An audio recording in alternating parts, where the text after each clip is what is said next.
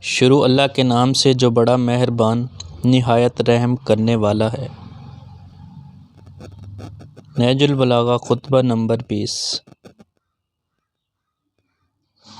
جن چیزوں کو تمہارے مننے والوں نے دیکھا ہے، اگر تم بھی انہیں دیکھ لیتے تو گھبرا جاتے اور سراسیمہ و مضطرب ہو جاتے اور حق کی بات سنتے اور اس پر عمل کرتے، لیکن جو انہوں نے دیکھا ہے وہ بھی تم سے پوشیدہ ہے اور قریب ہے کہ وہ پردہ اٹھا دیا جائے۔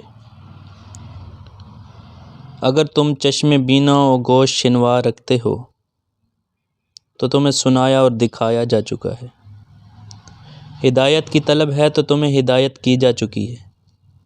میں سچ کہتا ہوں کہ عبرتیں تمہیں بلند آواز سے پکار چکی ہیں اور دھمکانے والی چیزوں سے تمہیں دھمکایا جا چکا ہے۔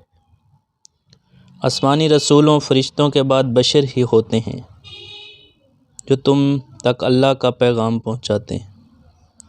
اسی طرح میری زبان سے جو ہدایت ہو رہی ہے در حقیقت اللہ کا پیغام ہے جو تم تک پہنچ رہا ہے۔ خطبہ نمبر 21۔ تمہاری منزل مقصود تمہارے سامنے ہے، موت کی ساعت تمہارے عقب میں ہے جو تمہیں آگے کی طرف لے چل رہی ہے۔ ہلکے پھلکے رہو تاکہ آگے بڑھنے والوں کو پا سکو۔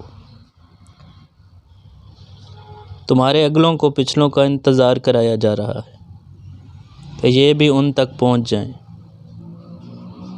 سید رضی فرماتے ہیں کہ کلام خدا اور رسول صلی اللہ علیہ وآلہ وسلم کے بعد جس کلام سے بھی ان کلمات کا موازنہ کیا جائے نہ کیا جائے تو حسن و خوبی میں ان کا پلہ بھاری رہے گا، ہر حیثیت سے بڑھے چڑھے رہیں گے۔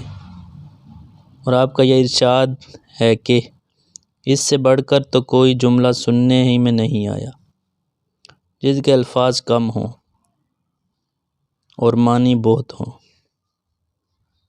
اللہ اکبر! کتنے اس کلمہ کے معانی بلند اور اس حکمت کا سرچشمہ صاف و شفاف ہے۔ اور ہم نے اپنی کتاب خصائص میں اس فقرے کی عظمت اور اس کے معنی کی بلندی پر روشنی ڈالی ہے۔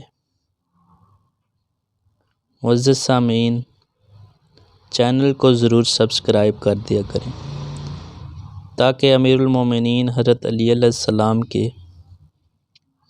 تمام خطبات آپ تک پہنچ سکیں۔ شکریہ۔